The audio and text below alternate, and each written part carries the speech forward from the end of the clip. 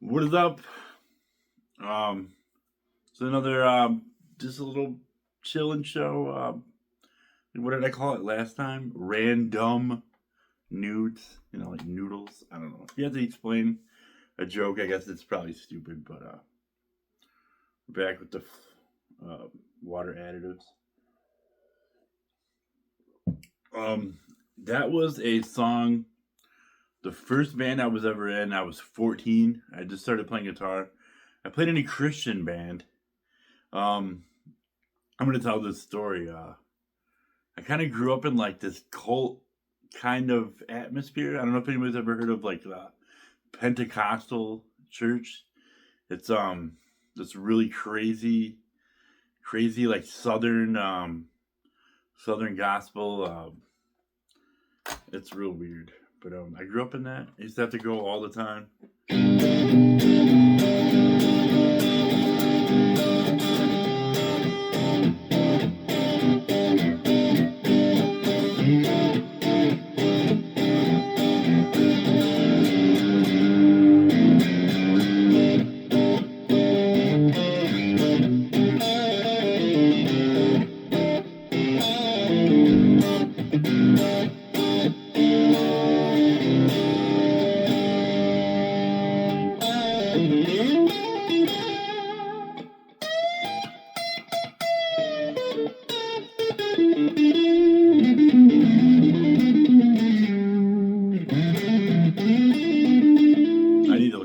More than the camera, but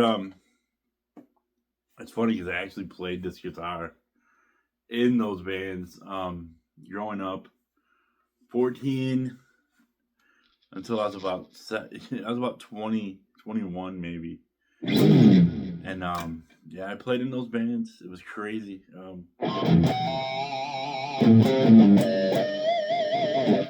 But I played in a band called Dunimas. I don't even remember why, but we wrote it like, we tagged it like everywhere, like Dunimas rules and stuff. I was like 14, we didn't rule. We were really terrible, and but we had fun. It was the first time I learned how to play with other people and a couple of people from school, and then like a couple of people from church. It was like a revolving door of just me and whoever I could find, whoever I could teach bass real fast. Just you know.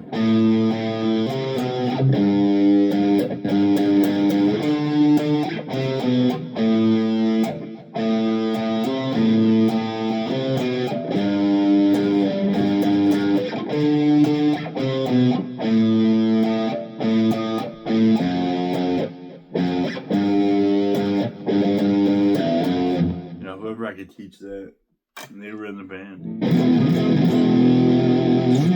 But I don't know. I was just really thinking about like how I used to play all these songs, and I kind of like honed, kind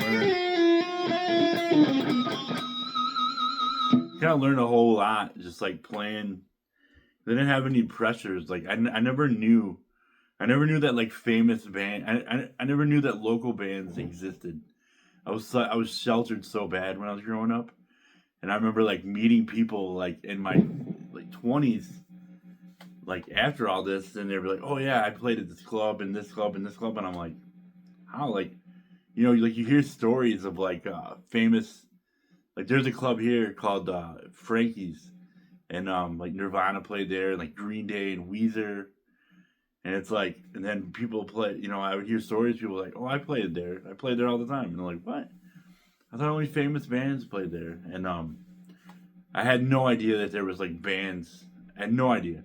I was one of those kids that would take like an ad to like the music store with like my picture on it, like looking to start a band, call this number. I had no idea.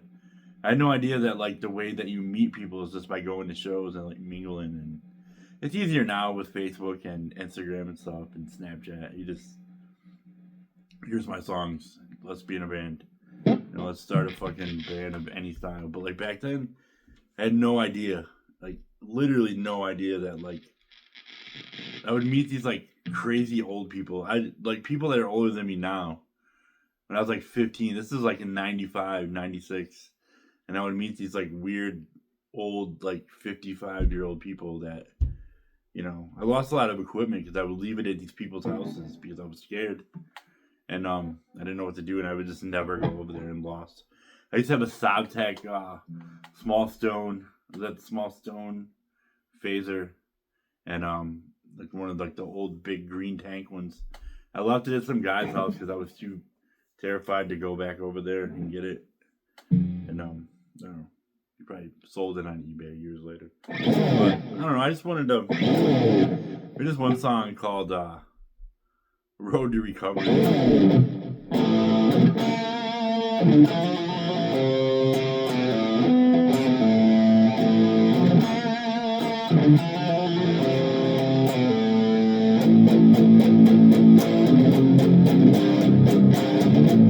Songs were not good.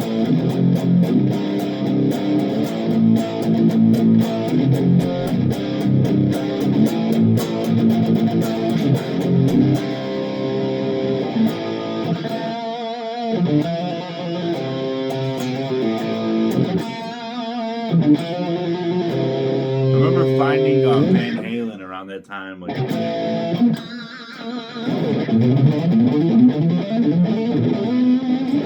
and I was like, and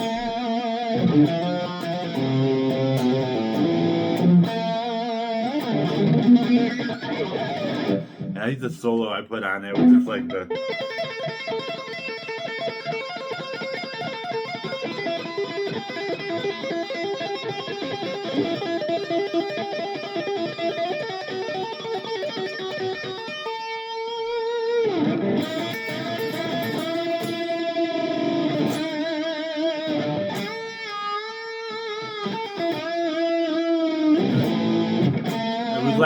It was something that was just like that.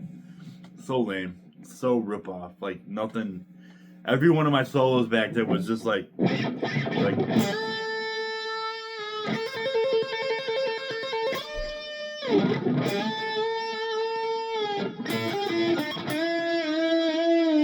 it wasn't even that clean. Like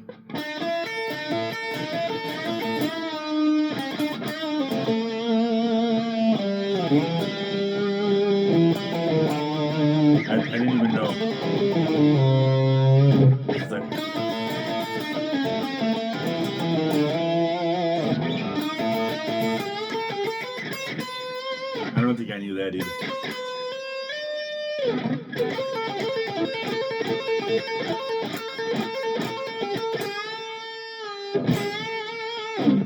It was more like.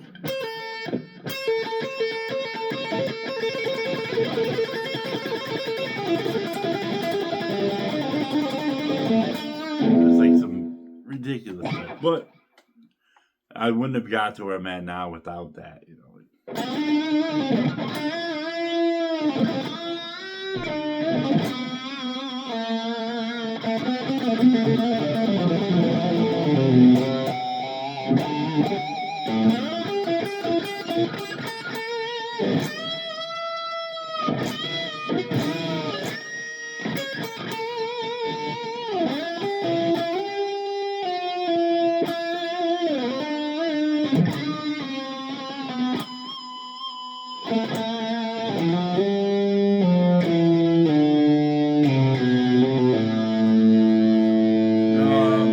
We had a song that was called For You. Wait.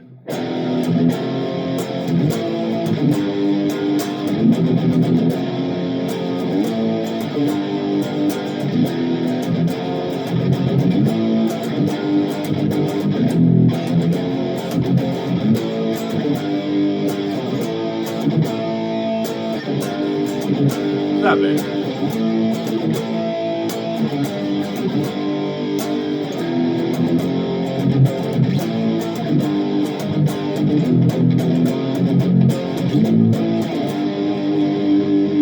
I remember it was just like the lead was just like.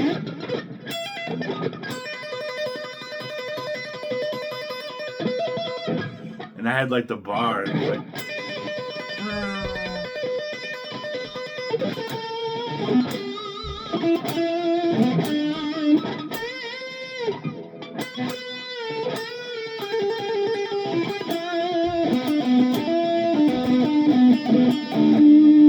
Something silly like that, but I thought it was awesome. I thought I was like the best guitar player in the world, man. Like, I remember around that time, my buddy showed me like Stevie Ray Vaughan, you know, like the.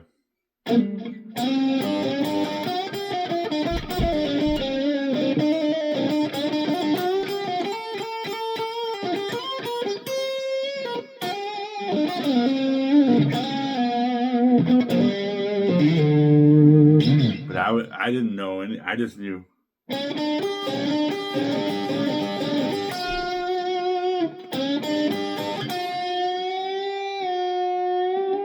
But I mean, it kind of helped me because I would just do stuff like.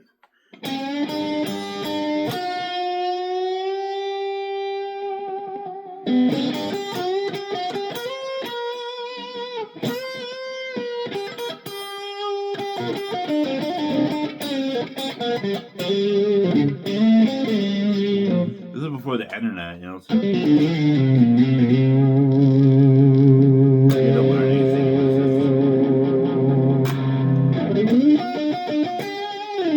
I remember learning that.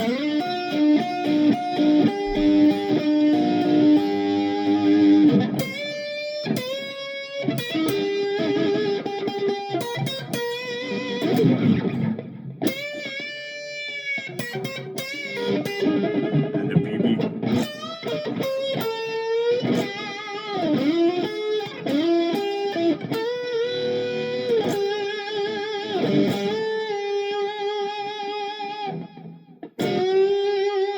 I was in the wrong key, but you know, like the.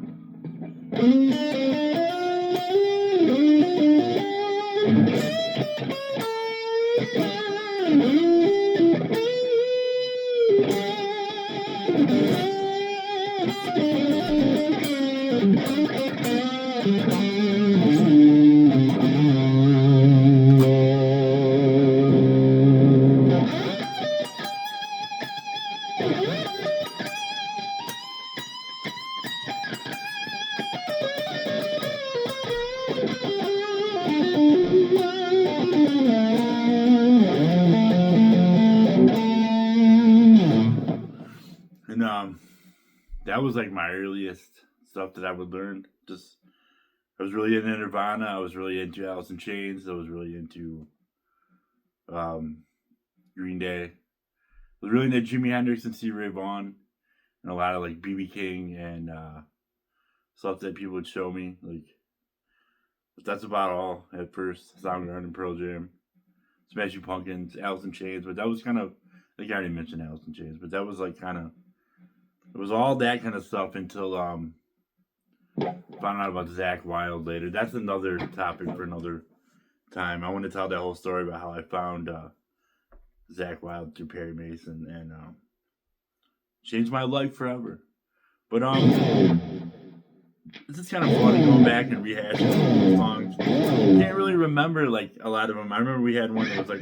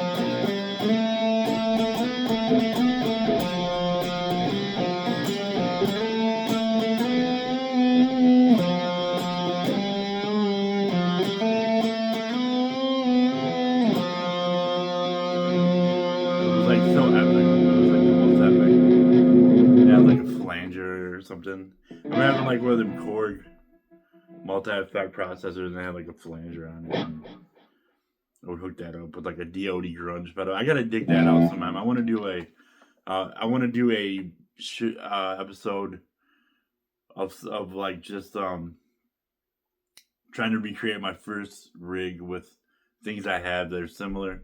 Like this guitar, literally this guitar. Not the same pickups, but it was this guitar. This was actually my second guitar. I had a Squire Strat before that, and then I got this. I was playing about 3 months when I got this.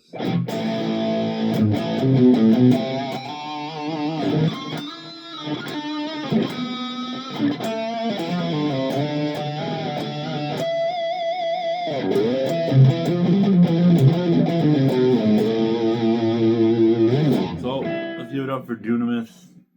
Let's give it up for being in high school, being brainwashed in a cult, you know, like going to church and being told that everybody is bad and you hate everybody. And, you know, all the tropes of religion, Southern-based religion in America, all those tropes. Yeah, I love that. And, you know, I was able to break free of that. And that's, you know, one of my biggest accomplishments in life is being able to, like, put all that behind me and kind of, like, you know, I had an epiphany one day. And I was just like, man, I'm tired of, like, being brainwashed, dude. Like, I'm tired of, you know, whether there is a higher power or not, you know, I was forced into that, coerced from birth. And now that I have like options, I feel like you know, I have an opinion. Option. I don't know if that's what the correct word is, but yeah, like definitely don't raise your kids in cults. Let them think what they want. Let them believe what they want. Lay a bunch of different things out there and let them choose. That's what I've done with my kids, and they all turned out really cool. They're some of the coolest, raddest people that I know, and they're some of my best friends. If anybody watching like follows me on any kind of social media, they know, you know, raise your kids in like a really culty environment. They're just gonna hate you when they grow up and have like a really distant relationship. Because I can't remember the last time that I had a conversation with my parents that wasn't about religion or politics. You know, There's never no, hey, check this out. Hey, check this out. It's black and white everything. And that's not cool, man. It's not.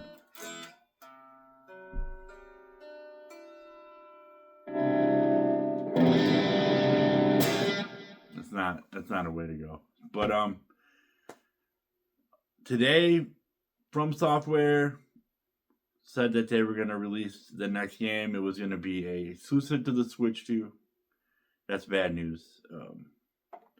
I'm a big connoisseur of video games, From Software games like Dark Souls, Elden Ring, Bloodborne, etc., etc., and of course Borderlands. That's my favorite video games. But I like a lot of stuff like Castlevania and Contra, the old Final Fantasy and that kind of things too. But yeah, I'm kind of disappointed. That kind of disappointed me today, the news. But whatever. Just more time to play guitar, I guess. So anyhow, I'm just babbling now. Thanks for watching.